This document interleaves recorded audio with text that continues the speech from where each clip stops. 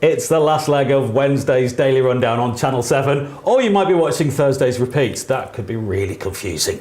I'm Dan Morfitt, and even I don't know what's going to happen in this next bit, because it's time to look at some of the more unusual stories that have been making the news.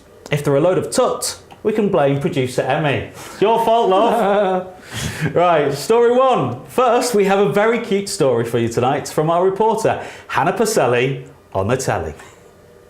The lambs went missing for 24 hours and the owners at the shelter were distraught after searching the area for 7 hours in the pouring down rain. I thought I'll put a post on Facebook explaining that they'd been missing or stolen because we wasn't entirely sure to start with, and like put a picture on with a description and hope for the best. And I thought if there's not exactly much hope that I'm going to get them back because, well, the lambs, who doesn't want lambs? And then, so we started getting the odd share here and there. And then by the end of the night, we had 400-500 shares on Facebook that we could see. The lambs were only 4 weeks old, which worried the owner, Robert Dobson, as they need to be constantly fed to stay alive and grow. Well, I suppose, in a way, I think it's the same way someone would feel if the child went missing. Because, well, they like children. And so the first thing I thought, because I had no idea where to look, no idea where they've gone, no idea why they've gone, or who's got them. So my first concerns were making sure that whoever's got them knows they need feeding. So on the post I shared on Facebook, I said the lambs will need feeding, and they could get severely ill, if not die, if they're not fed. Just so I thought, well, if someone's got them, they know they need feeding. So I'll feel a bit better for that.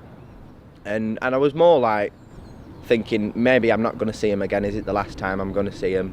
Are they going to end up on someone's table, or what? So I wasn't entirely sure, and my head was all over the place with them. Robert was relieved when someone contacted him on Facebook saying she had found the lambs on a street not too far from the shelter. If I'd not thought we'll put it on Facebook, they wouldn't have been found, because the person that found them, I have no idea who she is. Well, I had no idea who she was, and like, she'd seen it from someone sharing it on Facebook, and it wasn't like one of my friends or a friend of my friends. So she was a complete stranger. I've never met her in my life, no idea who she is, I just know where she lives now. But I think if I'd not put it on Facebook, and if it hadn't been shared as many times as it did, I think we'd be lucky to see him today. The power of social media brought these two lambs back home safe and sound. This is lost and this is found, and Robert and his friends are delighted for them to be back. When the lambs were found, Robert said it was such a relief that they had not been harmed during the time they were on their own. I was quite overwhelmed when I saw how many people were sharing it and the amount of concern that was raised about the lambs. The lambs are now back home and are as happy and as healthy as ever. Hannah Pacelli on the telly there with the lambs. Can we get Robert to read some poetry to us? What, lambs? Yeah. Everybody wants lambs. Yeah, everyone wants lambs. And I didn't know who she was, and then I did know who she was. And then now know where she lives. And now I know where she lives. He has a wonderfully analytical mind about everything. Yeah. He needs to read some poetry. I agree. He should write a poem about the lambs, the lost and the found, the losing and finding of lambs. That'll put it on Facebook, 500 shares. That was amazing. That was lovely. Imagine if someone had stolen them and then returned just some mint sauce instead. That's cruel. That would have been cruel. I don't think we can say anything more about that story. It's just so delightful. I think I'm welling up. Right, our next story is about a dating website. It's pledging to match Americans who can't live with the Donald Trump presidency to Canadians looking for love, facilitating the pledge often made by US voters to move to Canada if the real estate billionaire with the slightly shredded wheat hair is elected. The Maple Match website is offering a waiting list for interested singles.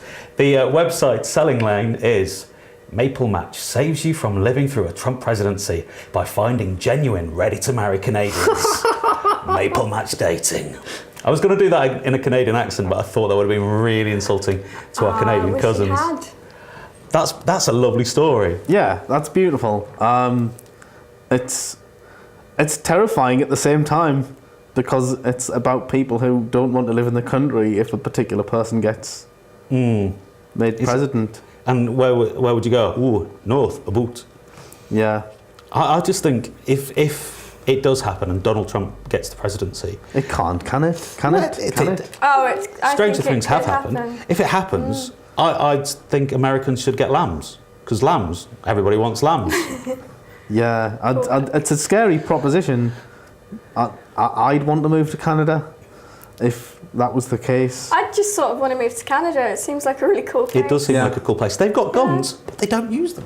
Right, let's look at our next story now.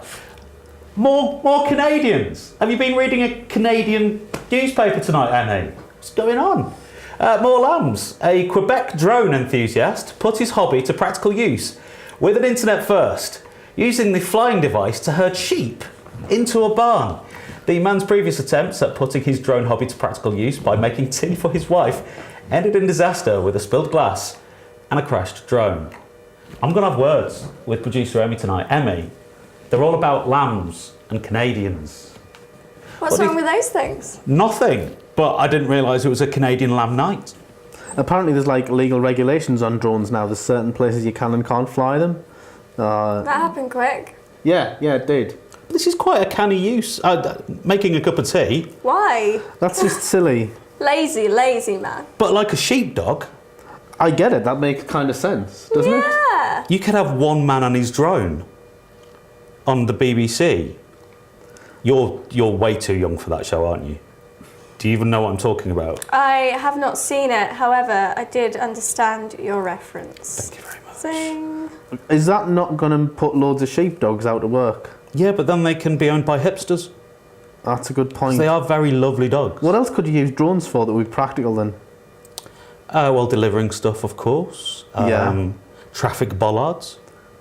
Housework that Housework? isn't making tea. Hoovering, like a drone with a hoover on the bottom of it. That Yeah, but you can hoovers already you- get the little Hoover robots, can't you? Yeah. Oh, That yeah, go yeah. around the house. Walking the dog.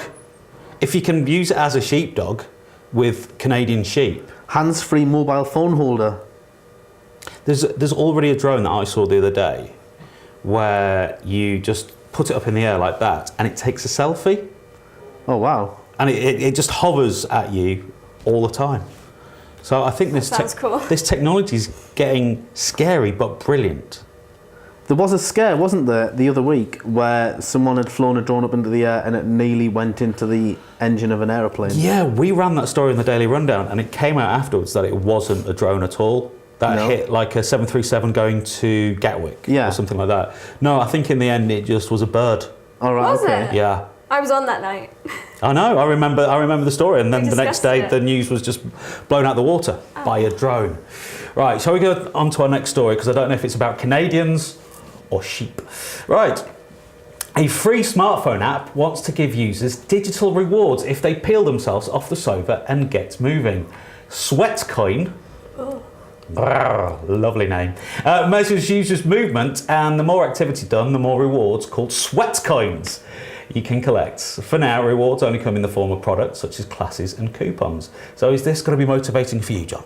Yes, what if you do exercise already regularly? Then you can just win at that totally, can't you? Yeah. What if you've got a cousin who's like, what if you nepotistically have a cousin who is a runner or something like that, you know? If you're and then- Jessica Ennis's cousin, Are we Yeah. corrupting this already? Yeah, Is yeah, there we no end? we can farm that Corruption. stuff. You know, Yeah. you can just give it to people who already do it, who can then you're a runner, so you run for us and give us the coupons, and I'll kind of pay you back. And we found a flaw in the. Straight Which away. is brilliant. I've got one of these, you know, one of those like Yeah. heart monitors and stuff like yeah, that. well, I run 4 or 5k every morning. Man so- alive! Yeah, so to me that's fine. I'll have those coupons nicely. I'll clock that up like nobody's business. So you go running, Yeah, you get rewards. yeah, You could find some sheep. yeah. And I was running anyway, so the rewards are kind of in. You know, I see what they're trying to do though to get people to do it, but I don't think that'll work. It's quite sad that the only motivating factor is money. Yeah. Well, do you think it'll work? No, I don't. I think a rebrand might be in order though. Yeah. Sweat coins? Yeah, that's gross. That sounds like no. just found a coin in my armpit. Smell my sweat coin. And finally, more technology now. If you've ever wondered what your cat is saying, you'll be thrilled to hear there's now a gadget which promises to give human speech to your cat's meows. It's called the Temptations Catterbox and claims to reveal whether your feline is hungry, tired, lonely, or needs to relieve itself. Inside the invention are a microphone and a speaker, as well as Wi-Fi and Bluetooth connectivity. The idea is that when it transforms, we usually hear as cat's meows, transforms it into human speech. And you can even choose your cat's human voice. How do they know the answers? How do they speak the cat language? Technology, scientists. Someone's been watching Up. Oh yeah, with a little dog just going squirrel. Oh yeah.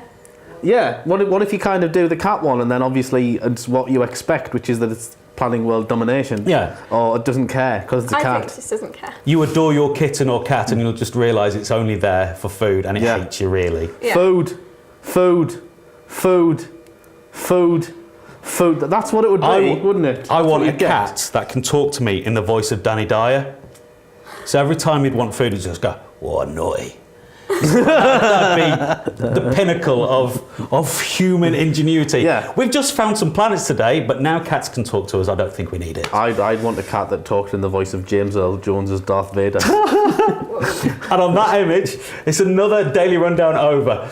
We've ridden the hump of the week, so thanks to my guests this evening, She Beats Jodie, Madie Howard and John Cooper. Thank you. I'm back tomorrow for the last Daily Rundown of the week, but from everybody here, tonight, good night. Meow.